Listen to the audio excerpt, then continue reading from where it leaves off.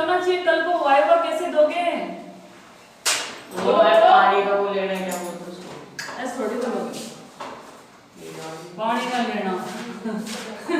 बोलो बोलो कौन बोलेगा, बोलो कोई तो जवाब दो। देखो प्लांट के जो, हाँ देखो क्या होगा, प्लांट के जो एरियल पार्ट होते हैं वहां से क्या होगा, वाटर वेपर्स की फॉर्म में रिमूव होना क्या होता है आपका, ट्रांसपेशन। ठीक है, तो अपन ने देखा था ट्रांसपेशन किसके थ्रू होता है, आपके स्टोमेटा के थ्रू। ठीक है, स्टोमेटा के बेसिस पे अपन ने लीफ को, या क्या कह सकते हैं अपन ने, स्टोमेटा के बेसिस पे अपन ने क्या डिवाइड किया था, ओर टाइप के स्टोमेटा है आपके, एप्पल टाइप के और लिली टाइप के। तीन टाइप से देखे थे कल, ओर टाइप के मैं लेक्चर अपलोड कर दूंगी कल, जीबी की वो डेटा खत्म हो गया था। ठीक है, ओर टाइप के, लिली टाइप के और एप्पल टाइप के। ठीक है, स्टोमेटा की अपन ने स्ट्रक्चर भी देखी थी, और लास्ट में अपन ने देखा था स्टार शुगर हाइपोथेसिस। क्या देखा था अपन ने लास्ट में, आज देखेंगे स्टीवार्ट्स हाइपोथेसिस। एक साइंटिस्ट थे स्टीवार्ट्स, इन्होंने बताया था कि कैसे क्या आपके स्टोमेटा किस केमिकल पे डिपेंड करते हैं, कैसे ओपन होते हैं, कैसे क्लोज होते हैं। तो स्टीवार्ट्स की जो हाइपोथेसिस है, जो पिछली वाली हाइपोथेसिस थी कौन सी, स्टार शुगर हाइपोथेसिस, इसी को इन्होंने क्या किया, थोड़ा इंप्रूव किया। ठीक है, पंखा तो चले जाता, पसीने आ रहे हैं। बोल के बोलो ना, आंटी चला रही है। ठीक है, स्टीवार्ट की जो हाइपोथेसिस थी, वो जो पिछले वाली हाइपोथेसिस थी वो किसकी थी, सायर की, उसी को इसने क्या किया, थोड़ा सा इंप्रूव किया। ठीक है, इंप्रूव करके क्या किया, ठीक है, उसने इंप्रूव करके क्या कहा कि जो starch has more conversion next to glucose. देखो पिछली वाली क्या थी, जैसे आपके क्या हुआ, गार्ड सेल थी। ठीक है, कहां से स्टार्ट होते हैं अपन, गार्ड सेल से। ठीक है, गार्ड सेल में क्या हुआ आपके, CO2 एंटर हुई, क्या हुआ आपका, फोटोसिंथेसिस हुई, और किसका फॉर्मेशन हुआ था आपके, स्टार्च का फॉर्मेशन। इसने क्या किया, जो पिछली हाइपोथेसिस थी सायर वाली, उसी को थोड़ा इंप्रूव किया। ठीक है, स्टार्च का फॉर्मेशन हुआ, और फिर यहाँ क्या, तो आपके फास्फेट आयन क्या हो गए थे, आपके ऐड हो गए थे, और क्या बना लिए थे आपके, फास्फोराइलेशन। फास्फेट आयन का ऐड होना क्या होता है, फास्फोराइलेशन। अपन जब ग्लाइकोलाइसिस और क्रेब्स साइकिल देखेंगे वहां भी ये टर्म यूज होंगे। ठीक है, तो फिर क्या बन गया था आपके, 1 फास्फेट बन गया। अब इन्होंने क्या कहा कि जो आपका ग्लूकोज है 1 फास्फेट किस में कन्वर्ट हो जाएगा, आपका ग्लूकोज 6 फास्फेट में। देखो स्टार्च क्या है, एक तरह से शुगर है, स्टार्च क्या है आपकी, शुगर है, ग्लाइकोजन भी क्या आपका शुगर है, इसके अलावा आपके क्या कह सकते हैं, आपके माल्टोज भी क्या आपके शुगर है, ये सब क्या आपके शुगर के फॉर्म में, डिफरेंट फॉर्म है। तो यहाँ क्या बन गया था आपका 1 फास्फेट। ठीक है, तो ये जो आपका स्टीवर्ड क्या कहता है, ये 1 फास्फेट बन के क्या हुआ, इसमें थोड़ा सा चेंजेस और क्या बन गया, 1,6 बाइफास्फेट बन गया। क्या बन गया आपके, 1,6 बाइफास्फेट का फॉर्मेशन। बस इतना सा इसने इंप्रूव। जो आपकी पिछली वाली हाइपोथेसिस थी कौन किसकी, सायर की, उसने क्या कहा था, गार्ड सेल में जैसे CO2 एंटर होती है, वो क्या करता है आपके, फोटोसिंथेसिस की प्रोसेस करता है। फोटोसिंथेसिस होगा, किसका फॉर्मेशन होगा, आपके स्टार्च का फॉर्मेशन होगा। स्टार्च में क्या होंगे, फॉस्फेट ग्रुप ऐड हो जाएंगे, और क्या हो जाएगा आपके, फॉस्फोराइलेशन। और फॉस्फोराइलेशन से क्या बन जाता है आपके, 1 फास्फेट। फिर उसके बाद में क्या होता है, 1 फास्फेट से क्या हो रहा था आपके, pH इंक्रीज हो रहा था, और लास्ट में क्या होगा, स्टोमेटा क्लोज या ओपन होते हैं। इसने क्या किया, जैसे गार्ड सेल है, CO2 एंटर हुई, स्टार्च का फॉर्मेशन हो, 1 फास्फेट, ये इतना तो वैसा का वैसा है, इसमें कोई चेंज नहीं। अब ये क्या कह रहा है कि 1 फास्फेट किस में कन्वर्ट हो जाता है, 1,6 बाइफास्फेट में भी कन्वर्ट होता है। उसके बाद में आपके स्टोमेटा ओपन होते हैं। ठीक है, और इसने थोड़ा सा उसको इसमें दे भी रखा होगा, कई बार एक क्वेश्चन भी आता है कि जो आपकी सायर की हाइपोथेसिस थी उसको आगे किसने इंप्रूव किया उसमें, या उसमें कुछ चेंजेस किसने किए, तो किसने किए थे, स्टीवार्ट। ठीक है, ये आपके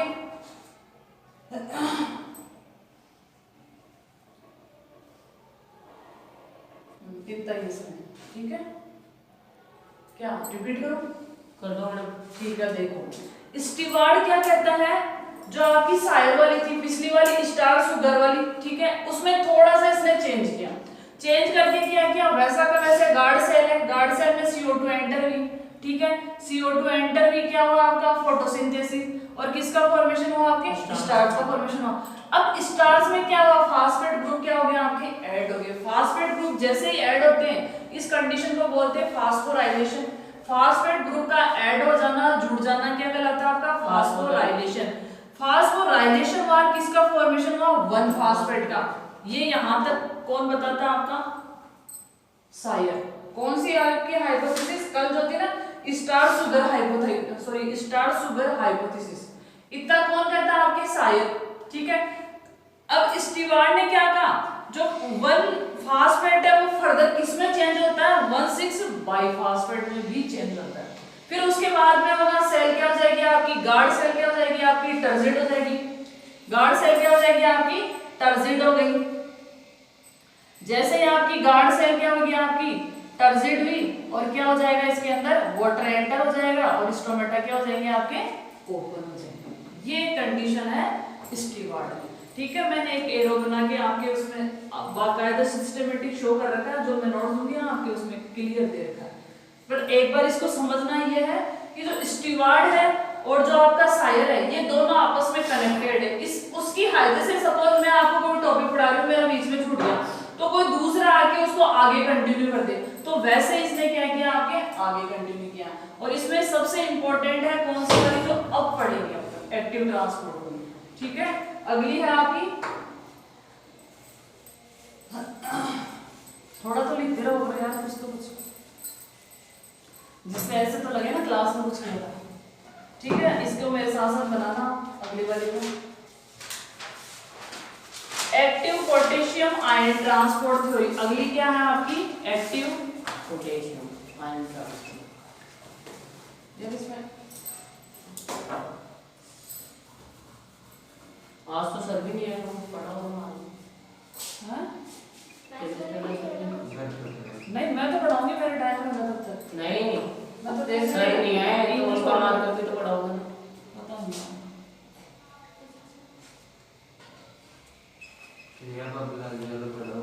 पढ़ लो यार, आपका तो मार के लेट जाएंगे, इतना टाइम लॉस होता है वैसे थोड़ा सा टाइम है syllabus board. Active potassium ion transport, इसमें क्या होगा आप मेरे साथ साथ ड्रॉ करना, जिससे क्या होता है आपका टॉपिक थोड़ा क्लियर हो जाएगा। एक्टिव आयन ट्रांसपोर्ट में क्या करेंगे, जो पोटेशियम आयंस है वो कैसे रोल प्ले करेंगे वो आपको देखना है। ठीक है, अब क्या देखेंगे स्टोमेटा इन डे में देखेंगे। सबसे पहले क्या देखेंगे इन डे में क्या होता है आपका, मतलब दिन में क्या होगा formation of malic acid, day में क्या होगा फॉर्मेशन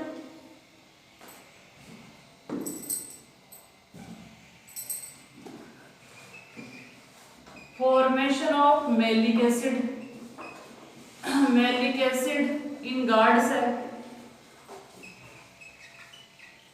ठीक है, गार्ड सेल्स में क्या हुआ आपका मैलिक एसिड का फॉर्मेशन हुआ। फिर क्या होता है आपका, थोड़ा थोड़ा लिखते रहो जिससे लर्न हो जाएगा। Dissociate of malic acid, dissociated of malic acid क्या हो गया, ये आपके ब्रेक डाउन हो गया। नेक्स्ट क्या होगा, जैसे ही मैलिक एसिड डिसोशिएट हुआ तो किस में कन्वर्ट हो जाएगा आपका मेलेट में और H+ आयंस में। ठीक है, किस में कन्वर्ट हो गया मेलेट में और H+ आयंस में कन्वर्ट हो गया। नेक्स्ट स्टेप में क्या होगा, enter of potassium ion, enter of potassium ions from subsidiary cells, companions इसको जिसको बोलते हैं सब्सिडेटरी सेल्स। फिर क्या होगा formation of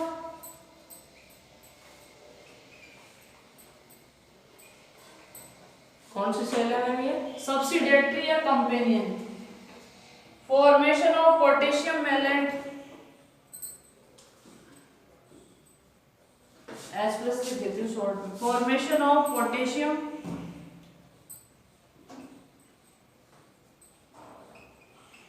maleate. Next step में क्या होगा, यहाँ लिखती हूँ मैं next step, formation of potassium malate, osmotic concentration is increase,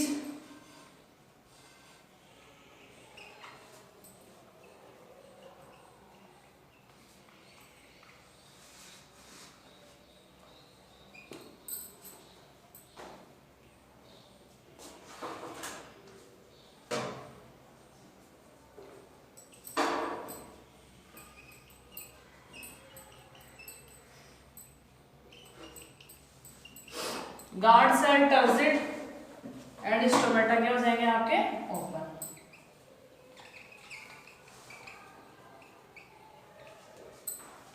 एक बार फटाफट बनूंगा फिर अपन देखते हैं।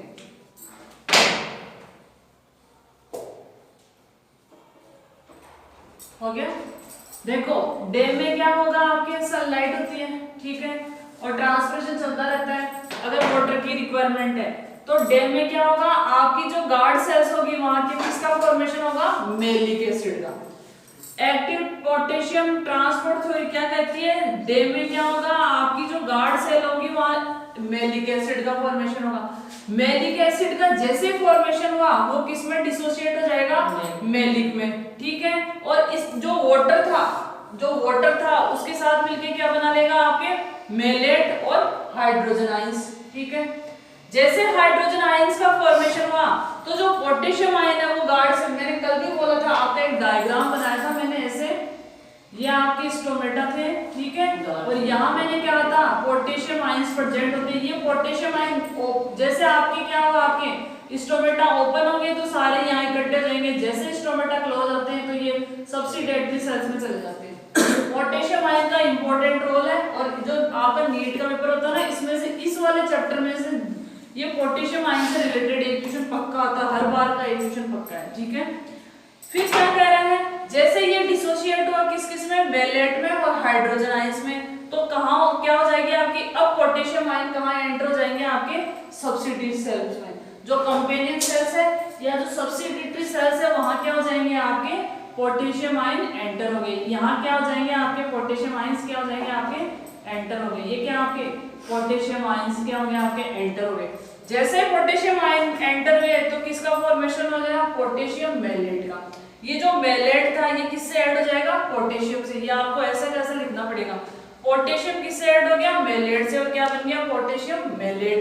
नेक्स्ट में क्या हो गया आपके ऑस्मोटिक कंसंट्रेशन क्या होगी, आप बढ़ जाओ ऑस्मोटिक कंसंट्रेशन क्या हो जाएगी आपकी इंक्रीज हो जाएगी किसकी गार्ड सेल्स की, ठीक है, और वो क्या हो जाएगी आपकी टर्जिड हो जाएगी, स्टोमेटा क्या हो जाएंगे आपके ओपन हो जाएंगे। ये सीक्वेंस टू सीक्वेंस होता है, ठीक है। चले आगे। अब नाइट में क्या होगा, नाइट में देखते हैं। ये तो क्या था आपके डे में मोस्टली स्टोमेटा क्या होते हैं आपके ओपन। डिपेंड करता है कि आपके अगर वाटर की कंसंट्रेशन ज्यादा है ऑलरेडी तो क्या हो जाएगा आपका स्टोमेटा क्या हो जाएंगे आपके ओपन, और वाटर कम है तो स्टोमेटा क्या हो जाएंगे आपके क्लोज। अगर स्टोमेटा वाटर की डेफिशिएंसी में भी ओपन रहे तो क्या हो जाएगा आपके प्लांट में क्या हो जाएगा डिहाइड्रेशन हो जाएगा। अब देखते हैं नाइट में क्या होता है।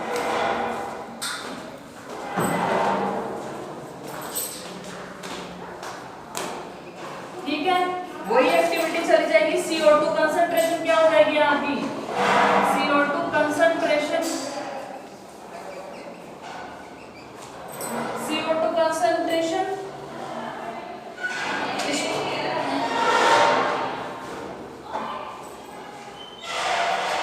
डिक्रीज। CO2 की कंसंट्रेशन क्या हो जाएगी आपकी डिक्रीज हो जाएगी, ठीक है। और जो एक्टिव आपका है ये क्यों कर रहा है ऐसे सही है।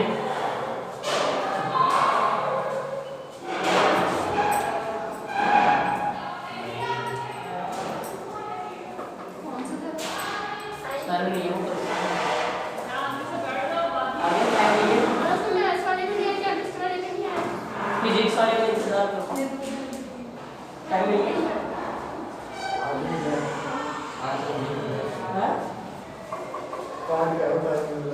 किसके साथ है बोलो बताइए डिस्कस बता।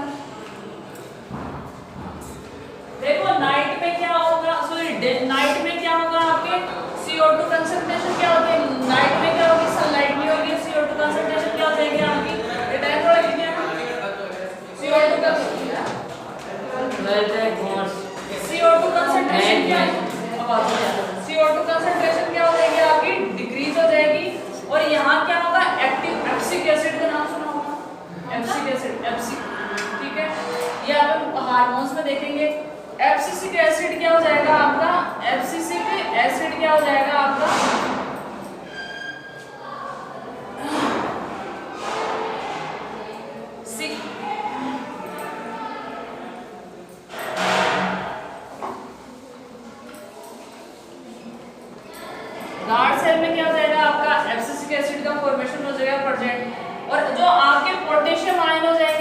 Exit of potassium ions, exit of potassium ions, वहां एंटर करते ही यहाँ क्या हो जाएगा आपका जस्ट अपोजिट रिएक्शंस होगी और ऑस्मोटिक प्रेशर क्या हो जाएगा, ऑस्मोटिक कंसंट्रेशन क्या हो जाएगी आपकी डिक्रीज हो जाएगी।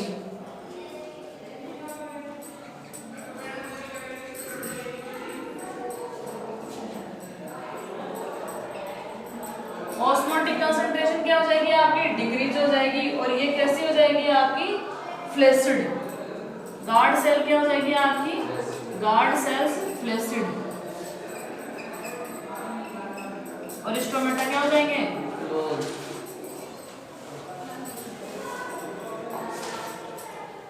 फटाफट बना लो एक मिनट रफली, फिर देखते हैं इसको आधे से फिनिश करना है। कितना बचा है? थोड़ा सा बचा है, गटेशन है इंपॉर्टेंट अब तो इसके बाद तो गटेशन बचा है इंपॉर्टेंट, ठीक है। कहाँ ऑस्मोटिक कंसंट्रेशन डिक्रीज, देखो नाइट में क्या होगा CO2 की कंसंट्रेशन कम हो जाती है क्योंकि आपकी सनलाइट नहीं रहती है, ठीक है। एक्टिव जो आपका एब्सिसिक एसिड होता है वो क्या हो जाता है आपका एक्टिव हो जाएगा, कहाँ पे, गार्ड सेल्स के अंदर, और जैसे ही एक्टिव हुआ एब्सिसिक एसिड क्या करता है आपके रिमूव करने का फंक्शन करता है। जैसे आपकी कई बार क्या होता है कुछ प्लांट्स की लीफ क्या होती है आपकी रिमूव होती रहती है किस अनमेच्योर कंडीशन में, सपोज ग्रीन लीफ है वो भी क्या हो रही है प्लांट से बिल्कुल अलग होती जा रही है, तो वहां क्या होता है एब्सिसिक एसिड का फॉर्मेशन हुआ, ठीक है। फिर क्या हुआ, जैसे एब्सिसिक एसिड बना आपका क्या होगा, पोटेशियम आयन क्या होंगे गार्ड सेल से रिमूव हो जाएंगे, ऑस्मोटिक कंसंट्रेशन डिक्रीज हो जाएगी, सेल्स कैसी हो जाएगी, फ्लैसिड हो जाएगी और स्टोमेटा क्या हो जाएंगे आपके क्लोज लगेंगे। तो मोस्टली नाइट में क्या होता है ट्रांसमिशन बहुत कम होता है, मोस्टली नाइट में क्या होगा आपका ट्रांसमिशन कम होगा। अब कौन कौन से फैक्टर्स है जो ट्रांसमिशन को क्या करते हैं, अपन कहीं आने बैठे लिस्ट ऑफ बोथ हो रहा है, कहाँ बैठोगे मैडम, ऐसी जगह बैठे थे नहीं, ये पर ये दिख के नहीं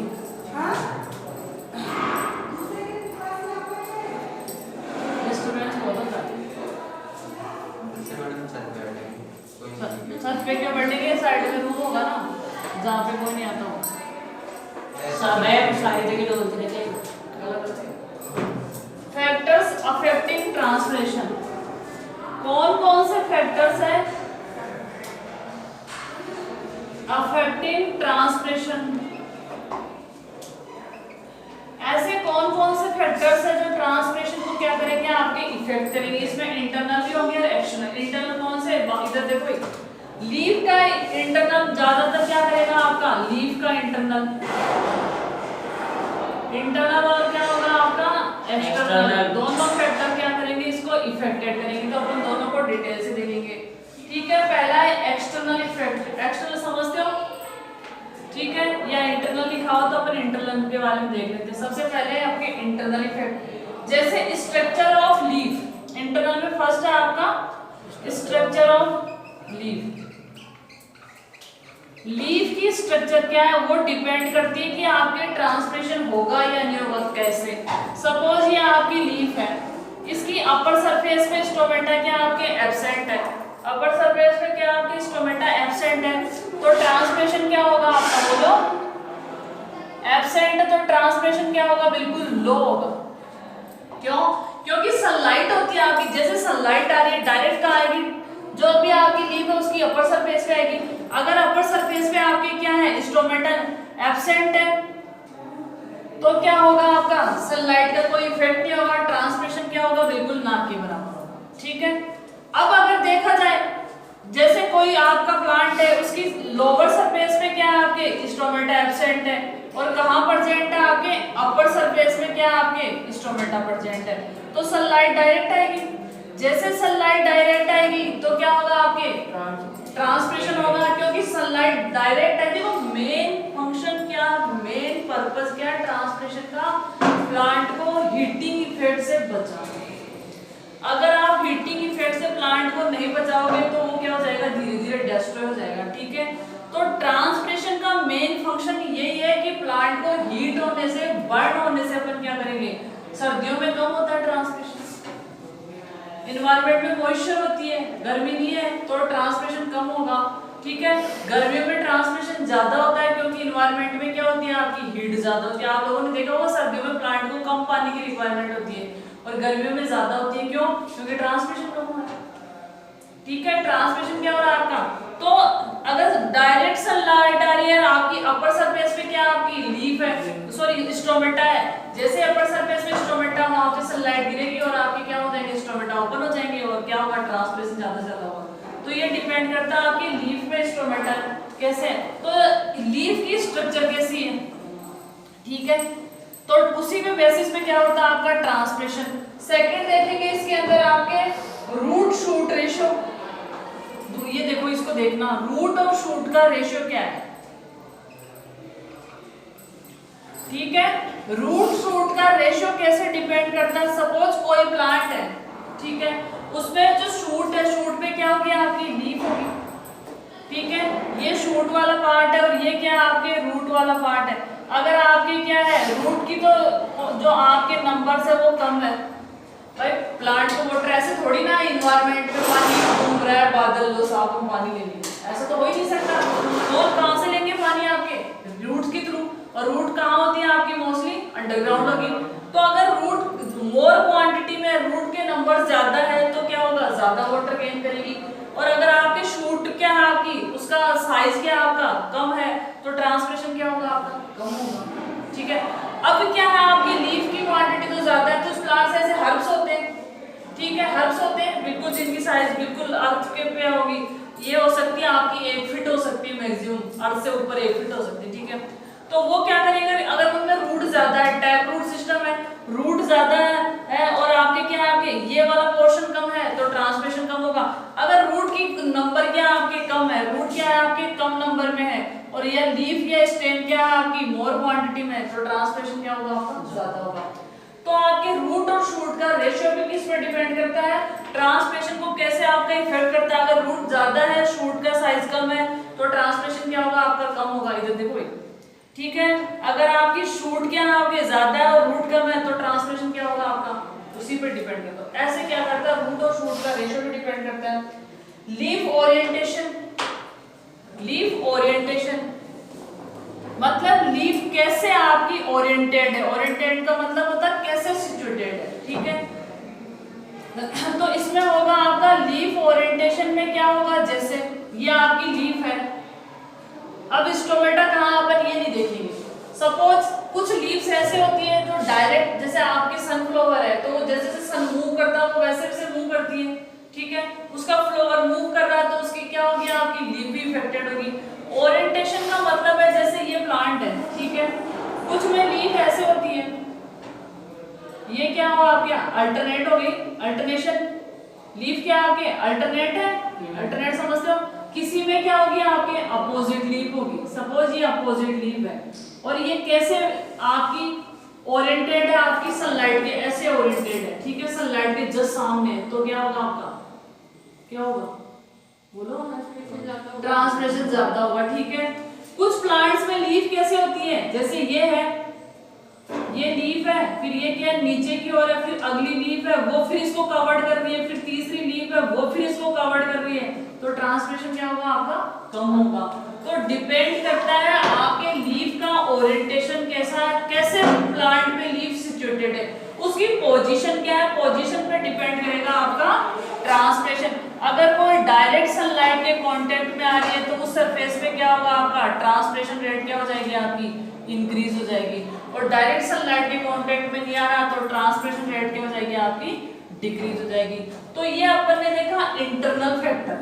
ठीक है, लीफ पे वे ट्रांसमिशन कहां से होता है, आपके लीफ के थ्रू होता है। ठीक है, तो ये सारे क्या थे आपके इंटरनल।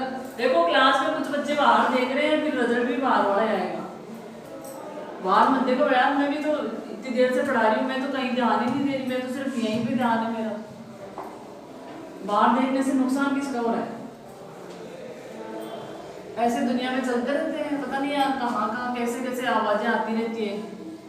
आवाजों पे ध्यान दोगे तो आप कुछ पढ़ ही नहीं पाओगे। और सब्जेक्ट को जब तक सब्जेक्ट में क्यूरियोसिटी नहीं होगी, इंटरेस्ट नहीं होगा, तो कोई सा सब्जेक्ट और टफ लगेगा। कई बार नोटिस किया होगा कुछ टॉपिक्स ऐसे होते हैं पर एक बार में लर्न हो जाते हैं और कुछ नहीं होते क्योंकि उस दिन आपका क्लास में बहुत अच्छा इंटरेस्ट होता है। ये डिपेंड करता है, टॉपिक हमेशा वैसे ही क्लियरिटी होती है, ठीक है, पर इंटरेस्ट पर डिपेंड करता है, तो क्लास में क्यूरियोसिटी होनी चाहिए। अब देखते हैं एक्सटर्नल फैक्टर, कौन से फैक्टर देखते हैं अपन, एक्सटर्नल फैक्टर्स देखते हैं। एक्सटर्नल फैक्टर्स में कौन कौन से फैक्टर्स आएंगे? एक्सटर्नल में फर्स्ट है आपका लाइट। देखो लाइट से यहाँ मीन है सनलाइट से, ठीक है। अगर आपके किसी प्लांट पे डायरेक्ट सनलाइट गिर रही है, ठीक है, डायरेक्ट सन की रेज आ रही है, तो ट्रांसमिशन रेट क्या हो जाएगी आपकी, इंक्रीज हो जाएगी, ठीक है।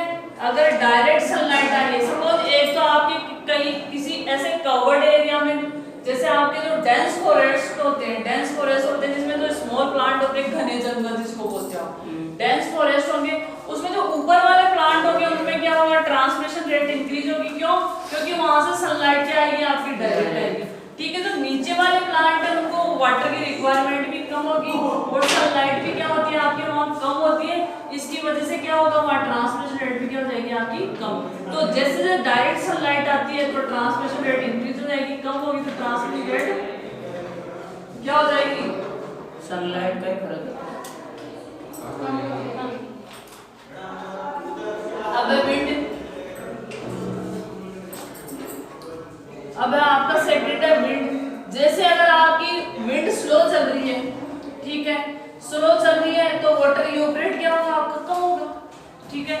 भाई ज्यादा हवाएं चलती है, तेज विंड चलती है तो क्या होगा, आपके पेड़ की जो पत्तियां वगैरह वो क्या करेगी, हिलेगी आपस में, ठीक है, और वाटर क्या होगा आपका, इवेपोरेट होगा।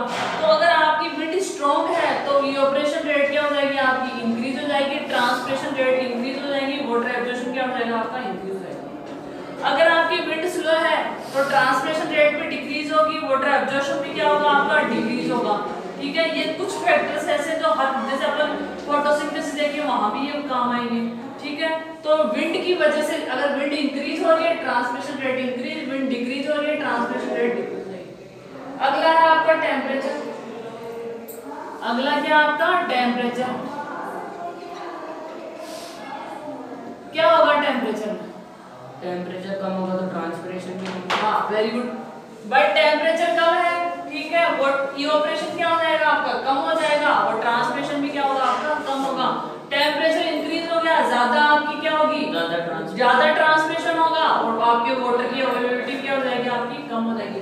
तो ये डायरेक्टली इसको क्या कह सकते हैं आप, ऐसे इसको ऐसे शो कर सकते हो,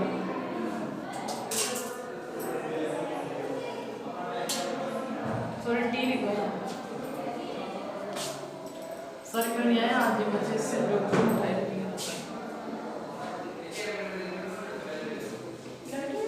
इसका मीन क्या है, लाइट के क्या है आपके, डायरेक्टली प्रोपोर्शनल है, ये इंक्रीज, ये इंक्रीज, ये डिक्रीज, ये डिक्रीज, ठीक है। लाइट इंक्रीज हो रही है, ट्रांसमिशन क्या हो जाएगा, इंक्रीज हो जाएगा, ठीक है। एक होता है आपका इनवर्सली प्रोपोर्शनल, एक होता है आपका इनवर्सली प्रोपोर्शनल। सपोज अपन ने ये भी किया, यहाँ पे टी किया, तो अगर लाइट इंक्रीज हो रही है, ठीक है, ट्रांसमिशन इंक्रीज हो गया। अगर लाइट डिक्रीज हो रही है तो ट्रांसमिशन क्या हो जाएगा आपका, डिक्रीज। ये डिपेंड करता है, एक ये कंडीशन भी होती है, ठीक है। तो आपको ये ध्यान रखना है, इनके जो आपके एक्शन फैक्टर है उनमें डायरेक्ट है, विंड इंक्रीज होगी ट्रांसमिशन इंक्रीज, विंड डिक्रीज हो, मतलब जैसे जैसे इसमें चेंजेस हो रहा है वैसे वैसे क्या हो रहा है आपका, इसमें भी चेंजेस हो रहा है। तो इसको डायरेक्टली आप ऐसे भी शो कर सकते हो, ठीक है। एक है आपके अवेलेबल सोइल वाटर, अगला फैक्टर आपके सोइल में कितना वाटर अवेलेबल है, ठीक है।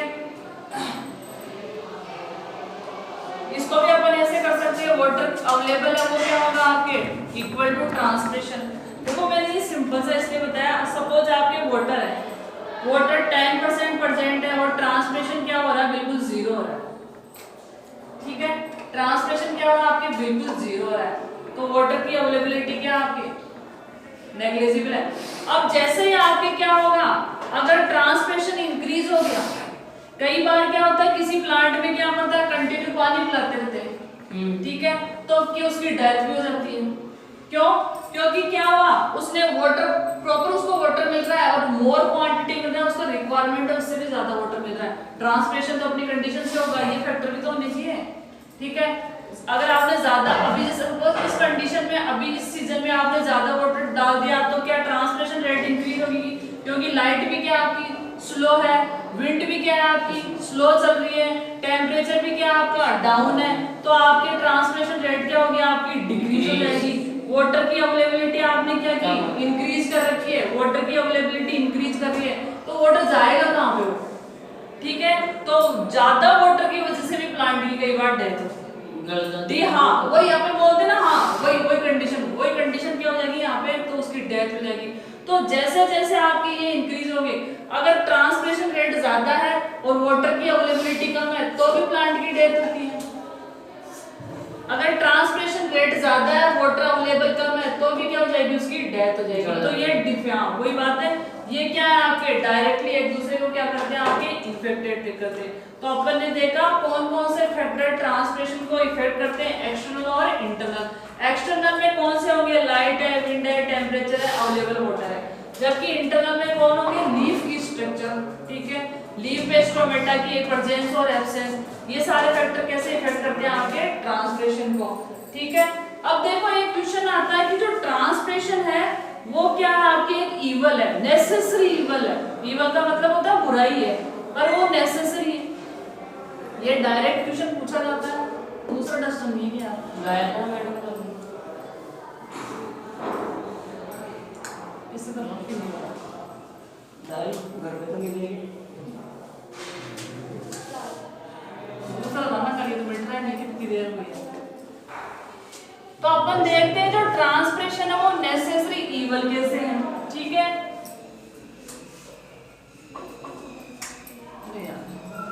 देखो दूसरी क्लास में अगर डस्ट फटाफट उठा लो यार, इतना टाइम लगता है। तो इसको ऐसे भी देख सकते हैं, सिग्निफिकेंस ऑफ ट्रांसपिरेशन।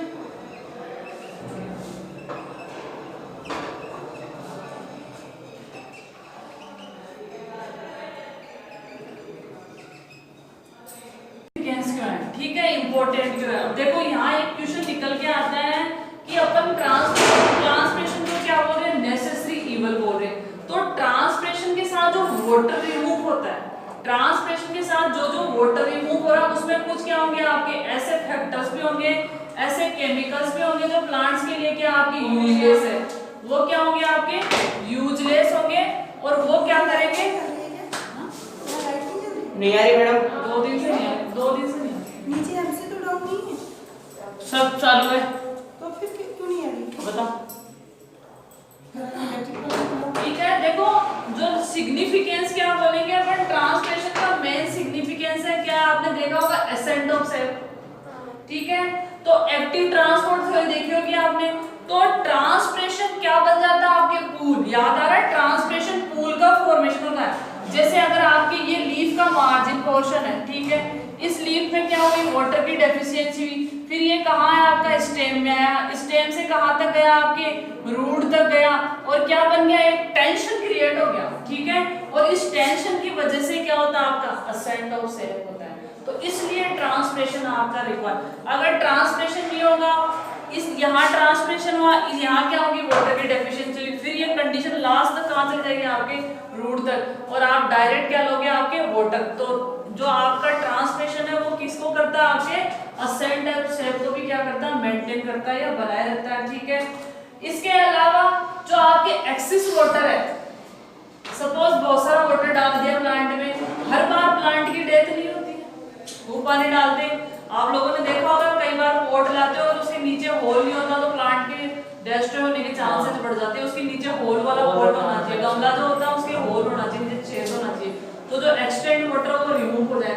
नहीं होता तो वो प्लांट का जो आपका वो गमला है उसमें क्या आता रहता है, ऐसे कीचड़ सा हो जाता है, थोड़े दिनों बाद में वो प्लांट अपने आप वहीं मर जाता है, सूखते बहुत कम। हाँ वो सूखता नहीं है तो वो हार्मफुल है। तो जो एक्सेस वाटर है, जो बेकार वाटर है, या जो मोर क्वांटिटी में वाटर है, उसको भी ट्रांसपिरेशन से क्या कर सकते हैं अपन, रिमूव कर सकते हैं। ये भी एक सिग्निफिकेंस है। इसके अलावा अब्जॉर्प्शन की रेट भी क्या कर देता है, ये इंक्रीज कर देता है। तो ये था आपका ट्रांसपिरेशन।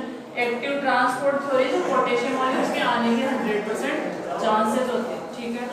अब अपन देखते हैं कि ट्रांसप्रेशन के अलावा और क्या हो सकता है। वो लकड़ी वाला हो ना, वही लेना पड़ेगा, ये ऐसे मत लाना। और मैडम कल मिला था आदमी, अब ऐसे 5 मिनट में इसको मिटाते हो, कपड़ा लेना पड़ेगा, ठीक है। अब देखते हैं गटेशन। अब देखो अर्ली मॉर्निंग में आप जाते हो कई बार, तो आप लोग देखना हो, अभी आपको भेज देंगे बायो की क्लास में, इतनी ज्यादा टाइम है, ठीक है। जैसे ये आपकी लीफ है, जो आपकी ग्रासेज होती है, गार्डन में घूम जाओगे सुबह सुबह या अर्ली मॉर्निंग, देखो तो यहाँ ऐसे लगे होते हैं, जैसे मोती पड़े होते, लगता है ना, पल्स जैसे दिख रही हो, मोती से नजर आते हैं, वो क्या होती है, वाटर ड्रॉपलेट्स होती है। क्लास लेके जाना, ठीक है। कितनी बजे आएगी?